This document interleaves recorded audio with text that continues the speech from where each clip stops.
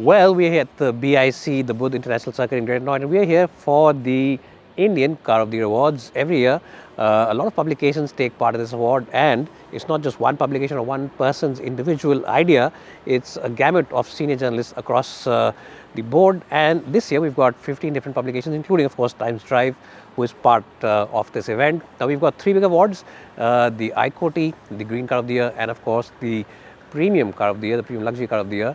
And who's going to win? Lots of contenders, lots of people, and lots of cars. Some of them you are very aware of, and some of them, well, you can check them out on our website. You can check them out on this little AV that we'll play for you now. So a lot of videos and a lot of content coming up on the Indian Car of the Year Awards. Which one is your favorite? You can let me know in the comment section below. Strong contenders, of course, in the ICOTY is the Swift, the Thar Roxx, the Windsor, and also the Dzire. But there are also other cars which are lined up, which you can tell us about. Love me like nobody disagrees. Keeping a secret. Well, so the first set of cars over here is, of course, the green cars, the EVs over here. And you can see a lot of cars, the luxury cars are there, the Tata cars are there, and we've got a host of other cars. The BMW i5 M60 as well is over there. But which one is your favorite? You can let me know in the comments section below. The Windsor with its BAS, the battery as a service, has really created a lot of waves. And of course, the Punch EV has also created a lot of waves with its strong sales success. Which one is your favorite? You can let me know. And someone has just left the keys in the car. Well, तो हमने आपको पहले दिखा दी the green cars और अब हम आपको दिखा रहे हैं the main contenders for the ICOTY. पीछे अगर शोर शराबा रहा हो तो आप हमें माफ़ करना, because there are 15 other publication, यानी 15 अलग जर्नलिस्ट वगैरह यहाँ पे आए, ज़्यादा इनफैक्ट 20 जर्नलिस्ट के करीब हैं, और सब लोग गाड़ी अपने हिसाब से लगवा रहे हैं. ये जो गाड़ी है आप इससे पहले देख चुके हैं, कर्व है ये टाटा की. साथ ही साथ विंडसर भी आ चुकी है, जो कि एक फेवरेट है ईवी बायर्स की इस वक्त because of the battery as service system. And talking about favourites, Swift best selling car है बहुत सालों से. और अगर हम बात करें फेवरेट्स की, तो फेवरेट्स में तो ऑफ कोर्स महिंद्रा की थार रॉक्स भी बहुत लोगों की फेवरेट है इस वक्त, क्योंकि जो 3-डोर थार है उसी की सक्सेस पे महिंद्रा सोच रहे हैं कि इसको ज़्यादा सक्सेसफुल बनाए. तो आपके हिसाब से कौन सी गाड़ी बनेगी? Which one will you think win the ICOTY, the car of the Indian car of the year? आप नीचे कमेंट्स में बता सकते हैं. हम आपको बताएंगे 10 तारीख के बाद which one is the winner. But lot of strong contenders.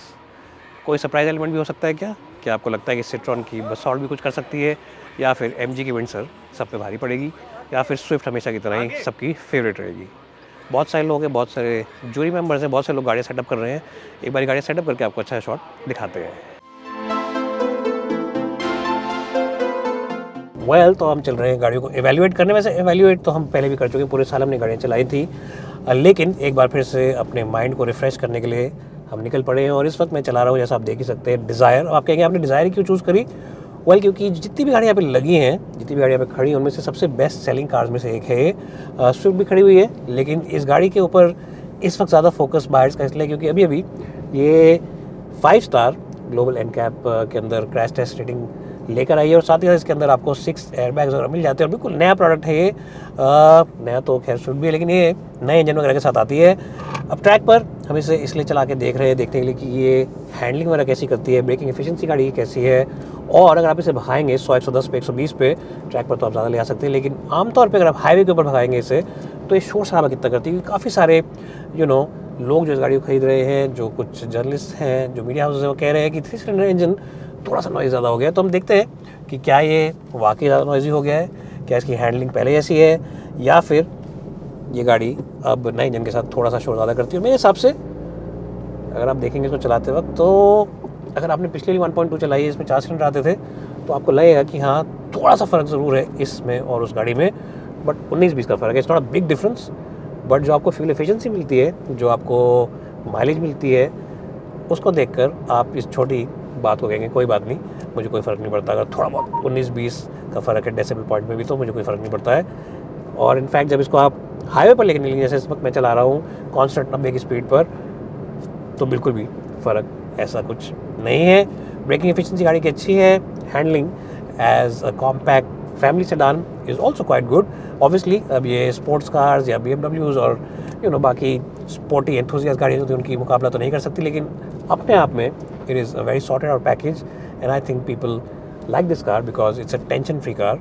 तो देखते हैं बाकी जूरर्स क्या सोचते हैं डिज़ायर के बारे में, और भी गाड़ियाँ चलाते हैं और आपको बताते हैं बाकी गाड़ियाँ चलाने में कैसी है। ट्रैक टाइम थोड़ा सा गाड़ियों के साथ निकालते हैं, क्योंकि ट्रैक सिर्फ 45 मिनट के लिए खोला है इन्होंने, तो एक दो चक्कर काटते हैं ट्रैक पे और आपको बताते हैं गाड़ियाँ कैसी है। राइड कंफर्ट तो ऑब्वियसली हम बता नहीं पाएंगे कि बिल्कुल फ्लैट है ट्रैक, बिल्कुल स्मूथ सर्फेसिंग है, लेकिन हाँ हैंडलिंग और जैसे मैंने बताया braking efficiency and of course the noise levels are something that we can tell you. देखते रहिए हमारी पूरी वीडियो और I hope you are enjoying along with us on this BIC track the I-40 for 2025।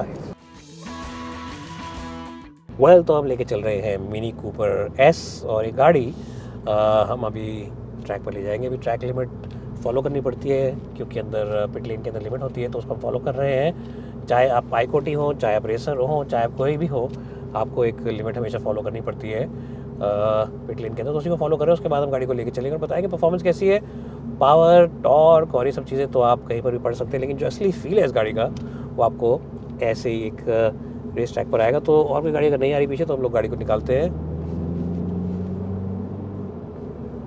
और सबसे बढ़िया बात इस गाड़ी की है इसका साउंड ट्रैक। थोड़ा सा टायरों से जब तक चरमराहट ना निकले तब तक रेस ट्रैक पर आके मज़ा नहीं आता है। और जो हैंडलिंग है इसकी वाकई जैसे कहते हैं कि गो कार्ट है, बिल्कुल गो कार्ट वाला फील ये गाड़ी दे रही है।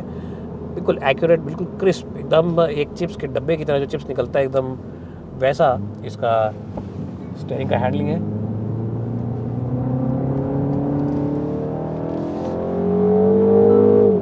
और थोड़ा टॉप स्पीड भी इसकी एक बार टेस्ट करके देखते हैं कि इसकी टॉप स्पीड कहाँ तक जाती है।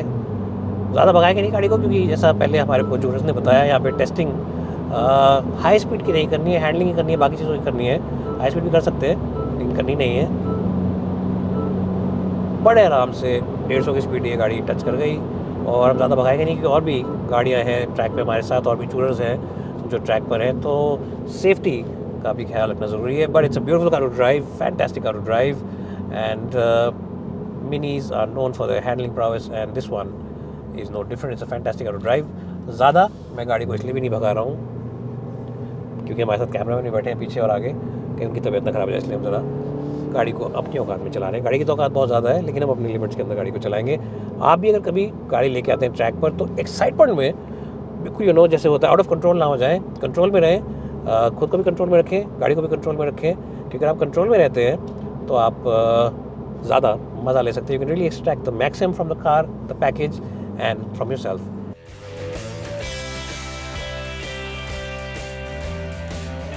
वेल तो मैं चला रहा हूँ MG की विंडसर, और ये जो गाड़ी है इस वक्त काफ़ी ज़्यादा फेवरेट है EV बायर्स की। जो लोग बेंच पे बैठे थे या फेंस पे बैठे थे वो लोग अब इस गाड़ी की तरफ आ रहे हैं, क्योंकि जो बैटरी एज अ सर्विस एक ऑप्शन दिया है इनको MG ने, उसकी वजह से लोग काफ़ी इस गाड़ी को लेके इंटरेस्टेड है, इसके अंदर काफ़ी ज़्यादा इंटरेस्ट दिखा रहे हैं। और जैसे मैंने आपको पहले बताया कि ये गाड़ी ट्रैक के लिए तो नहीं बनी है, वैसे ट्रैक पे ले आने के लिए नहीं है, ये आम सड़कों पर बनाने के लिए, चलाने के लिए है, लेकिन आपको यहाँ पे हैंडलिंग वगैरह का एक एहसास हो जाता है, रोड नॉइज़ का एहसास हो जाता है, टायर से नॉइज़ वगैरह कितनी आ रही है।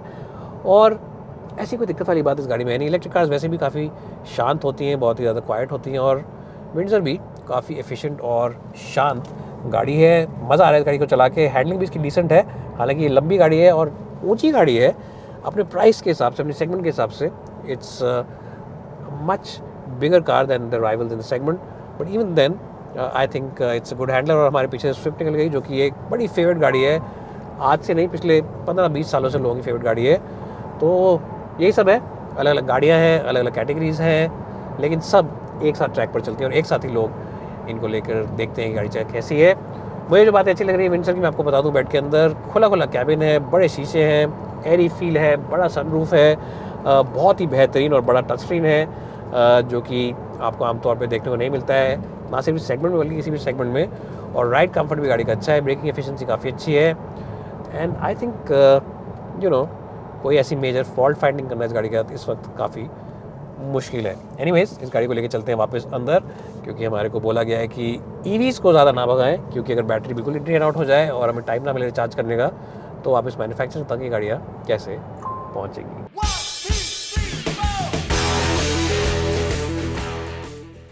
Thanks guys for watching.